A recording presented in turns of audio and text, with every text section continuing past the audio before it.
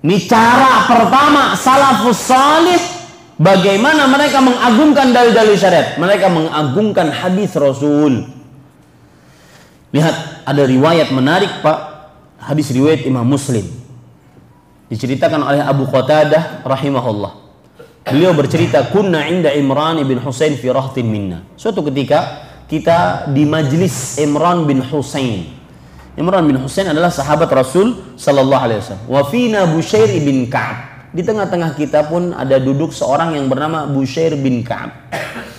Kemudian Imran bin Husain meriwayatkan hadis. Beliau berkata, qala Rasulullah sallallahu alaihi wasallam, al-haya'u khairun kulluhu, aw qala al-haya'u kulluhu khair. Kata Imran bin Husain, Rasulullah sallallahu alaihi wasallam bersabda, dan begitulah majlis-majlis para sahabat. Rasul sallallahu alaihi wasallam bersabda, sifat malu kebaikan seluruhnya. Dalam riwayat yang lain, sifat malu seluruhnya adalah baik. Jadi kalau ada kita punya anak-anak Pak, anak perempuan kah, anak laki-laki kah, kadang-kadang dia sangat pemalu, biarkan saja, itu baik. Ustaz, mohon maaf Ustaz, ini anak isinan orangnya, biarin, ya, nggak mau salaman mungkin karena malu, biarkan, tapi ajari salaman, ya, biarkan dia malunya itu, biarkan, karena itu sifat baik.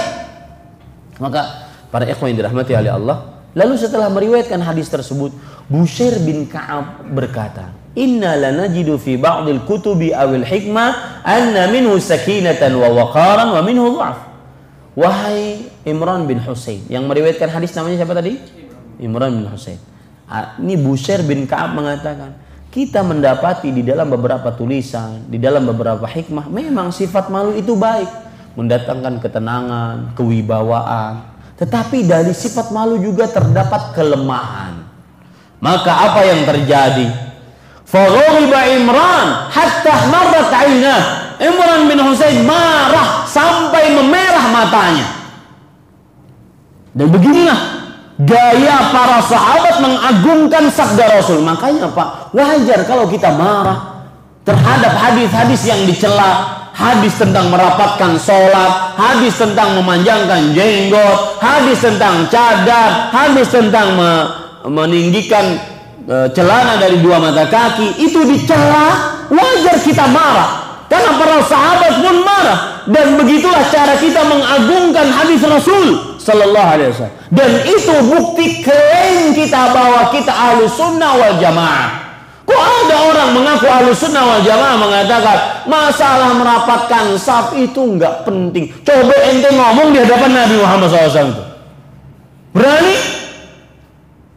Memang masalah penting juga menjaga kekhusyuan. Akhirnya dari salat yang khusyuk kemudian seseorang berakhlak yang baik, tidak melakukan fahsya dan munkar. Akan tetapi hadis merapatkan salat sebenarnya adalah tujuan agar bisa khusyuk salat. Itu loh. Begitu hadis Rasul. Ya, ini para ikhwan yang dirahmati oleh Allah Subhanahu wa taala. Jadi wajar ketika para sahabat marah, hatta marrat 'ainah, marah sampai memerah matanya. Kemudian yang aneh, Bushair ini bin Ka'ab masih saja mengatakan bahwa di dalam sifat malu itu ada ketenangan, wibawa, tapi juga ada kelemahan. Sampai akhirnya Imran marah sejadi-jadinya. Sampai para sahabat yang lain yang duduk di majelisnya Imran mengatakan, wahai Aba Nujaid, kunyahnya Imran bin Husain, biarkan, innahu minna, innahu la ba'sa bih. Dia Bushair ini kawan kita, bukan orang munafik, tidak mengapa.